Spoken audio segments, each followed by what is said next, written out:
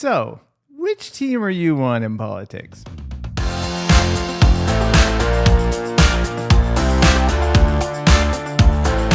Even though there's technically not teams in politics, we get separated into teams a lot, don't we? And I find it fascinating. But generally speaking, when we're talking about politics, we think of two halves. And you're somewhere in that spectrum of left to right. And I find this so interesting. You and 9 other people get together and you decide, let's get some food. How does that conversation go? We all know how that conversation goes. Everybody's like, I don't know. What do you want? Maybe we should get Italian. Maybe we'll get burgers. Maybe pizza. Maybe something healthy. I'm gluten, intolerant or whatever the thing is. You can't get 10 people to agree on something. And when you do, it's usually quite the debate. Well, think about politics.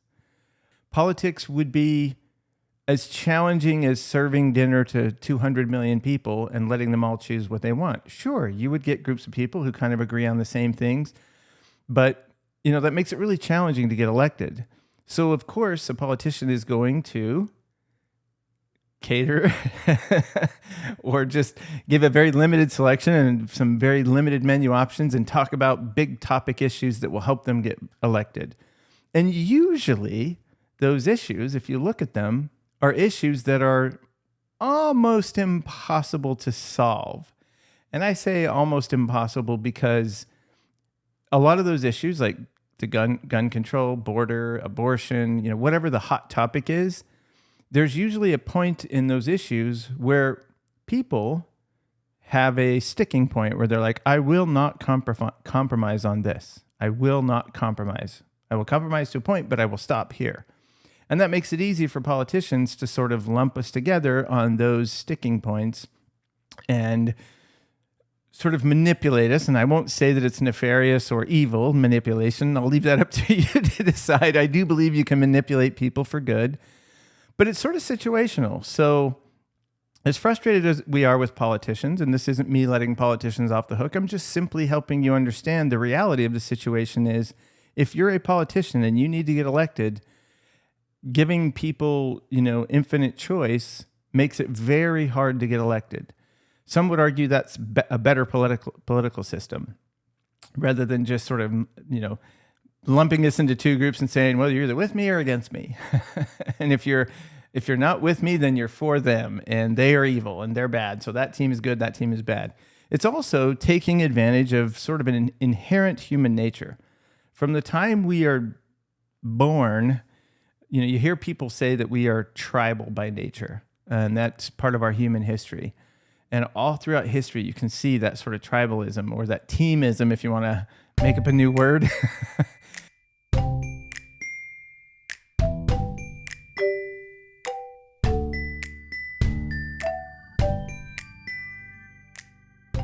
Once you sort of have your eyes open to how this is used, it's shocking how blatantly obvious it is that we're being manipulated with teamism. And that's part of our human nature. So it shouldn't be surprising that politicians and the political media use that to their advantage to sell us on ideas or make us customers of their product. And if you think about it, from a customer perspective, there's people sitting there going, well, what do most people like? We need to serve 200 million people. We're going to take 100 million of them. What can I serve to 100 million people that most people would like? And you would probably make a safe bet to say, well, pizza. Pizza's great. And you say, well, there's also a lot of people who try to eat healthy, me included. I like pizza, but I try to avoid it. And they might say, well, there's people out there like Dave or others who try to avoid pizza. So let's really play on that. And we'll have the non-pizza, the low-carb people, whatever, and you'll kind of divide into teams because now you've got sort of a common bond to give you that sense of team. As we get a little bit older, we get into going to school. We have our school mascots and our school pride. You are fighting for your people, which is your school. I found it very interesting, even as a kid, when we'd move on to high school, and now all the kids that were from some other school that we hated, those Tigers, they're no good. The Knights are the best. And literally sometimes we resort to fist fights. Now we go to the high school and we're all on the same team. So those same kids that we disliked and thought they weren't any good, now they're on our team. So they're the best. And, some of those kids that used to fight, now they're like blood brothers, and they're fighting, guess who? Kids from the other high school. And now it's the Warriors was my mascot. And, they're like, whatever the other mascot is, they're no good. We're the best. And there's school spirit, school pride, and all that stuff. And then what happens? Some of us went to college, and now you have your college mascot. And now that little smaller microcosm of high school, now you're there with people from all over the country and possibly the world who are coming to your college. And now you're all like part of that team. And I'm using sports as a reference because I'm using the word team, but this would apply even academically or socially. And then we do the same thing in work. We do the same thing. It goes on and on and on.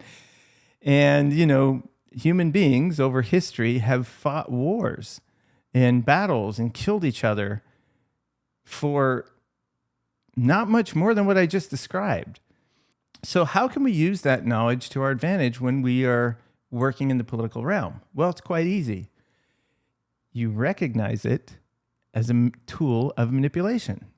And you realize, am I being manipulated? When I went to high school, was I being manipulated to think that my school was the best?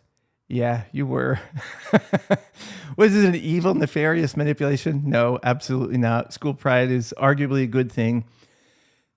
Even, having that sense of tribalism, it's a good thing. It makes us feel good. It makes us feel like we belong. Now, in society, especially in politics, we don't have such clear-cut divisions as schools and, mascots and things like that. So we have social, economic, racial teams. You'll often hear, terms like, the white community, the black community, the Hispanic community, the Asian community. And I think, what community are these? Where are these communities? Are there and I think about, all the variances in any given community. And you have the entire range of social class, education, intelligence, whatever you want to, whatever breakdown you want to do. The only thing a lot of these groups have in common is one thing. Maybe it's race, maybe it's language, maybe it's culture.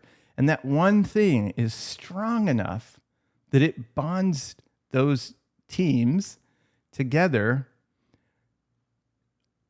nearly to the point where they'll fight a war over it. And in some cases, literally to the point where they'll fight a war over it.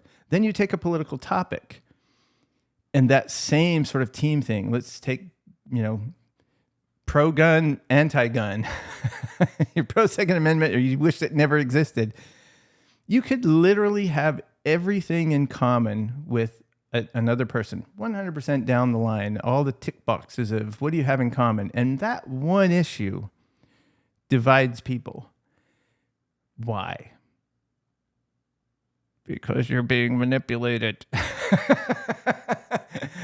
And I don't want to say that that is necessarily a negative thing. So please don't take it that way, because I personally think manipulating is a good thing. In a way, I'm manipulating you right now by what? If you've paid attention this long, you're thinking, oh, those are making sense. I'm using talking points to help you understand and enlighten. And that's a form of manipulating your thought to say, oh, wait a minute. When I step back and look at this, that's a form of manipulation. We use those things, which are usually an emotional attachment. Almost always there's an emotional attachment, because without that emotional attachment, we don't feel that sense of belonging. We don't get those same chemical reactions in our brain that make us feel part of a team. And so anytime emotions are involved, I'm like, manipulation is involved. It's just how it goes. So why is this important to understand, and how can it help you? Let's take the media.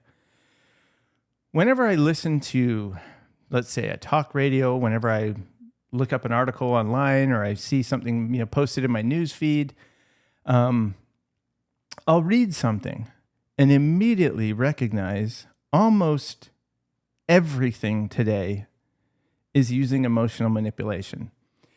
And One little experiment I've done over the years is I'll go to, sites that report the news and that allow comments. Twitter is a great place to go if you just want to see the extreme of this. If it's a topic where it's good news, happy news, somebody did something amazing, somebody helped, some poor unfortunate soul, and it was this really heartwarming story. Usually there's about 70 comments, and they're almost all exclusively, why don't we have more stories like this? And then I'll look at an article that is related to one of the hot button political issues, gun control, abortion, any of those types of issues. You know the ones I'm talking about, border. And there's not 70 comments. There's 70,000 comments.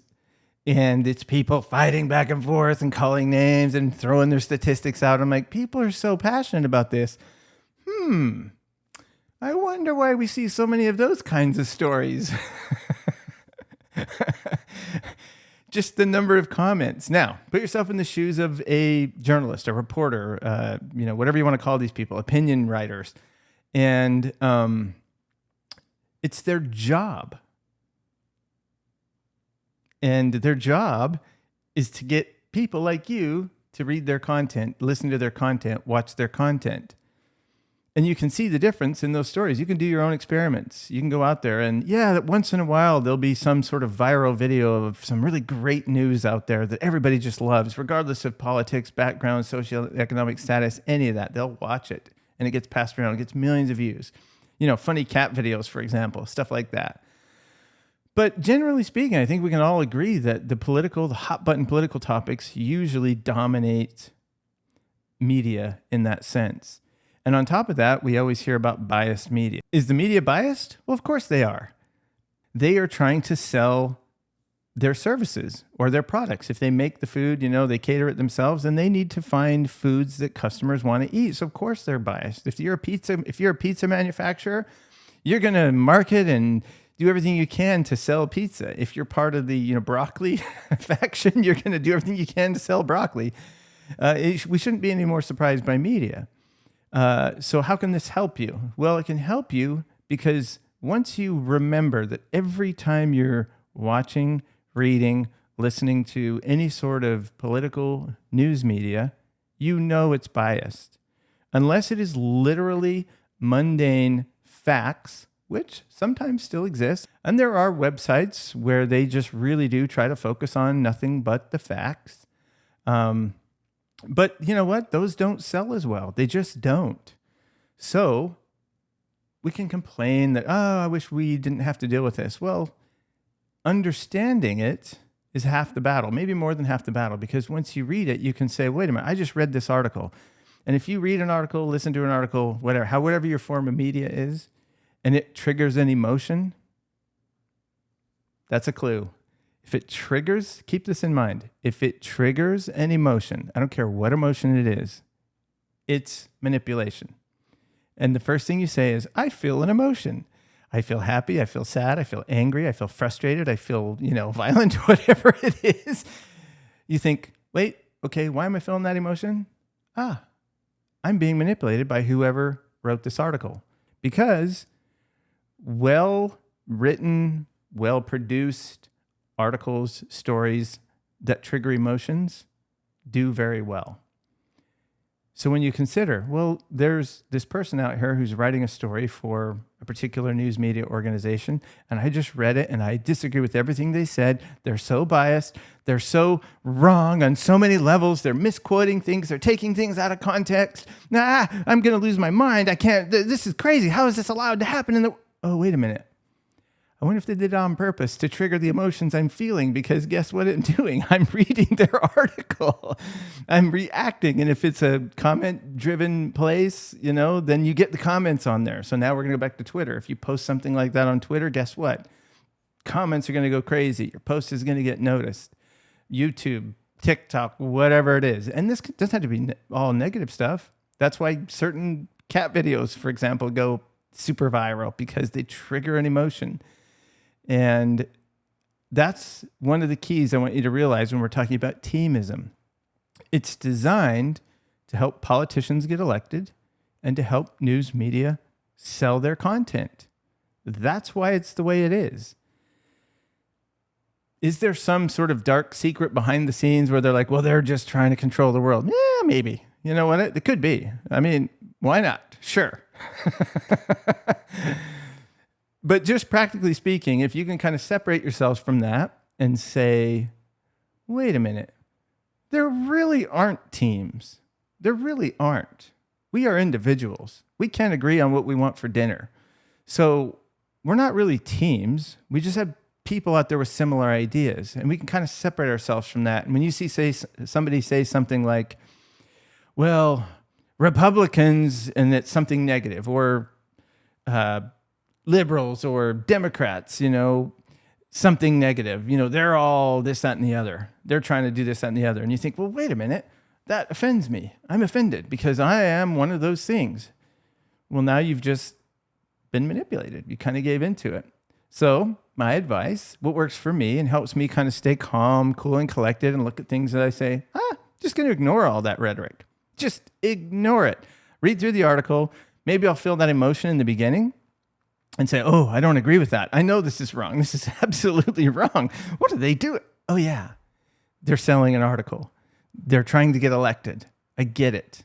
They're doing their job. I can't blame them for doing their job. They're trying to do what they got to do to sell whatever they need to sell, to put food on the table, so to speak, to stay in power, whatever it is. The reason I recognize that is part of a manipulation technique. And I say, all right, well, let me reread it or listen to it again and take out all of those things. Just ignore them. Don't count them as part of the credit and see what is left.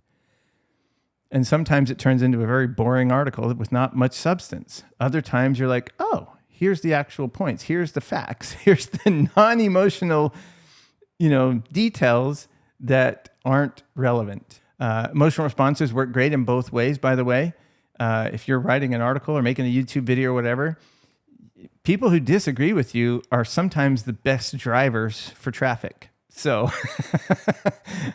why should you be surprised that people write controversial articles? They sell very well. I would love to get this message out there because I know on a personal level, when I've talked to close people about it, I've seen how it changes the way they approach politics in a very good way. And we can lessen that divide a little bit and get along a little bit better, kind of like we used to, right? All right. Well, thank you everyone for listening in today, and we will see you on the next video.